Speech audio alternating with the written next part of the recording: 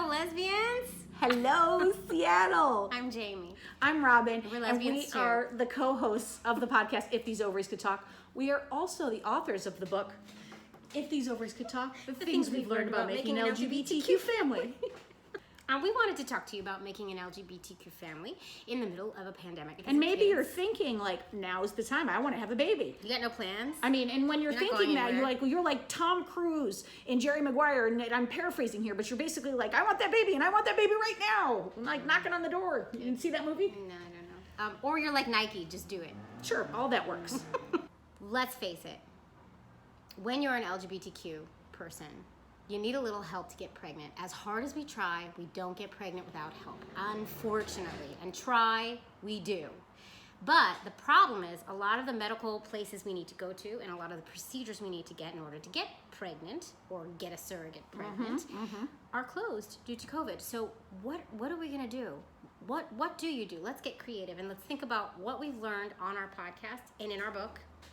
The things that we've learned from About making LGBT. All right, so here's the first tip, Here's the okay? first one.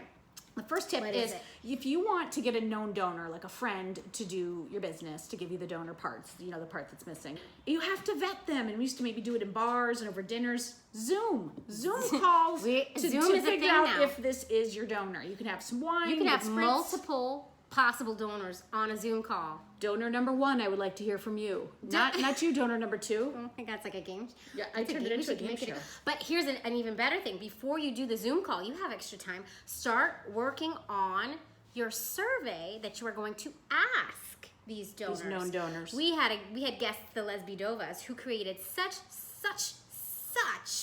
a detailed survey that they left no stone unturned. They knew exactly what answers they wanted to hear from their donor in order to move forward. They were on the same page. They made sure they were on the Make same sure page. everybody's on the same page. All right, another thing that you can do is we just learned you can ship sperm from a known donor. So there's boxes, these kits, and it have all the little things, and you put their business inside the cup, and then there's stuff so it doesn't die, and then it gets shipped.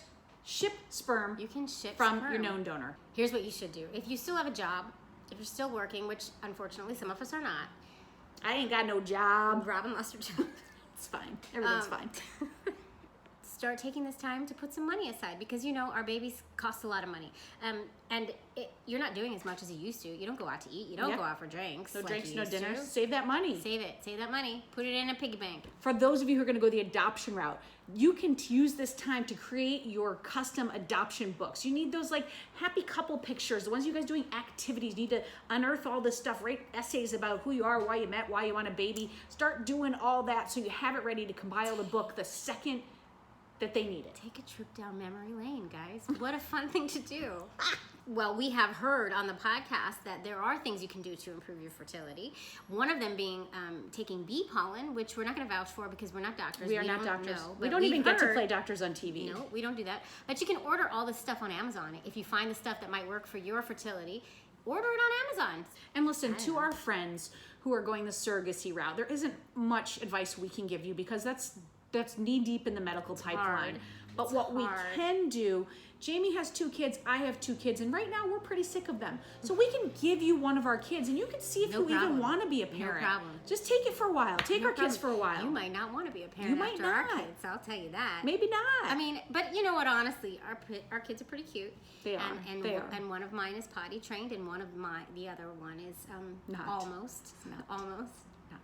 In all seriousness, folks, it takes a lot for us to make an LGBTQ It is. baby. It takes intentionality and patience and fortitude and drive and stick to it-ness. Stick to it. Stick Stick to it it, to it. Stick it to them. The man. But what we do want to say is that we talk about this on the podcast. We talk about this in our book. Yes. If these ovaries could talk the things that we've learned about making an LGBTQ family. We're getting really good at that. We get to be creative with our families. We get to define our families any old way we want. We get to be called mom, mommy, Mima. Mama L. I'm going to call Mama L, even though it doesn't make any It sense. makes no sense. I love it though. We get to do the roles that we're better at as opposed to just doing the roles that history has deemed a man is better at than a woman or a woman is better at than a man. I can't fold laundry. It's just the she truth. can't. And we have hundreds of these types of like beautiful and caring and important stories about our families in our book. And in If these ovaries could talk, the things that we've learned about making an LGBTQ family. And also in our podcast, you're going to hear some beautiful, beautiful stories. Thank you and good night, Seattle! Thank you, Seattle.